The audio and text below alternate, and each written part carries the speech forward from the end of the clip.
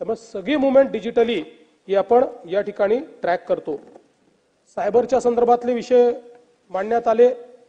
Cyber intelligence युनिटची स्थापना या ठिकाणी आपण केली। 50 सायबर पोलीस स्टेशन्स केले, 51 सायबर लॅब्स आपण केल्या आणि सायबर हेल्पलाईन आणि पोर्टलच्या माध्यमातून 441 कोटी रुपये गोठवून आपण त्या ठिकाणी लोकांना मदत केली। आता आपल्याला कल्पना आहे की सायबर सुरक्षेकरता आपण सायबर गुन्हे सुरक्षा महामंडळ तयार केलेलं आहे। हे महामंडळ इतर राज्यांमध्ये जाऊन काम करणार आहे, पण आपल्या राज्यामध्ये या महामंडळाला 1945 1945 हा नंबर मिळालेला आहे। सायबरच्या संदर्भातली कुठलीही तक्रार आता 1945 वर आपल्याला करता येईल आणि त्यातनं तात्काळ आपल्याला रिस्पॉन्स मिळेल।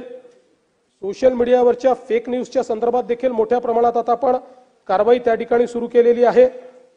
राज्यामध्ये ड्रग्सच्या संदर्भात आपण नवीन अँटी नार्कोटिक सेल तयार केला, ज्याच्यामध्ये मोठ्या प्रमाणात स्टाफ देखील आपण मंजूर केलेला आहे आणि 2022 मध्ये 23 मध्ये आणि 24 मध्ये आपण ज्या कारवाया केल्या याच्यामध्ये 10,467 कोटीचे ड्रग्ज हे आपण त्या ठिकाणी पकडलेले आहेत।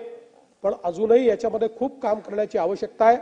याची झिरो टॉलरन्स पॉलिसी आम्ही करतोय आणि एक आमचा प्रयत्न आहे की पुढच्या काळामध्ये शाळा कॉलेजेसमध्ये अँटी नार्कोटिक क्लब तयार करायचे की ज्याच्यामध्ये मुलंच पुढाकार घेतील आणि त्या ठिकाणी वेगवेगळ्या ऍक्टिव्हिटी करतील आणि या क्लब्सच्या माध्यमातून इंटेलिजन्स देखील आम्ही जमा करू।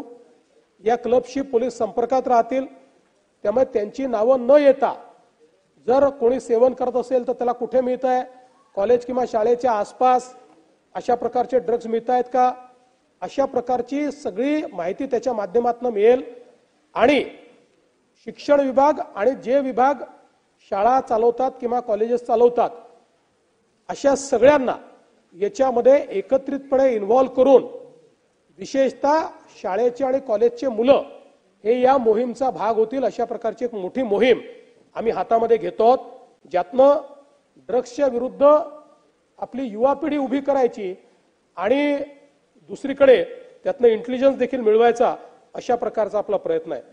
बांगलादेशी घुसखोरांच्या विरुद्ध आपण त्या ठिकाणी कारवाई सुरू केलेली आहे।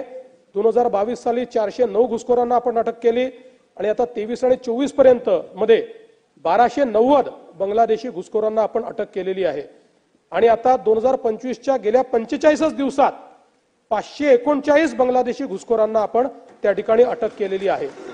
त्यामुळे ही कारवाई चालली आहे। यातल्या 341 घुसखोरांना आपण परत पाठवलाय, डिपोर्ट केलेला आहे।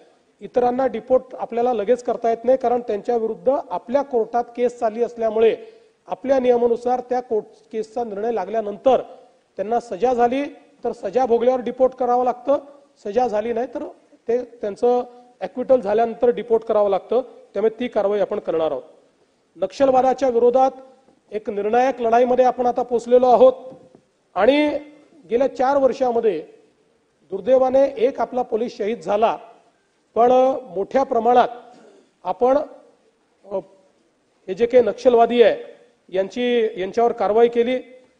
2024 मध्ये जवळपास 28 नक्षलवादी जे आहेत यांना आपण ठार मारलं। 19 नक्षलवाद्यांनी आत्मसमर्पण केलेलं आहे, त्यातले 8 हे मोठे नक्षली आहेत ज्यांनी दलमची सुरुवात केली। असे 40 वर्ष जुने जे नक्षलवादी आहेत ते आता मोठ्या प्रमाणात आत्मसमर्पण करतायत। जवळपास या ठिकाणी मोठ्या प्रमाणात 22 नक्षलवाद्यांनी शरणागती पकडलेली आहे आणि आपला प्रयत्न आहे एक टार्गेट, फार एम्बिशियस टार्गेट देशाचे गृहमंत्री माननीय अमितभाई शाह यांनी ठेवलेलं आहे की कुठल्याही परिस्थितीमध्ये आपल्याला मार्च 2026 पर्यंत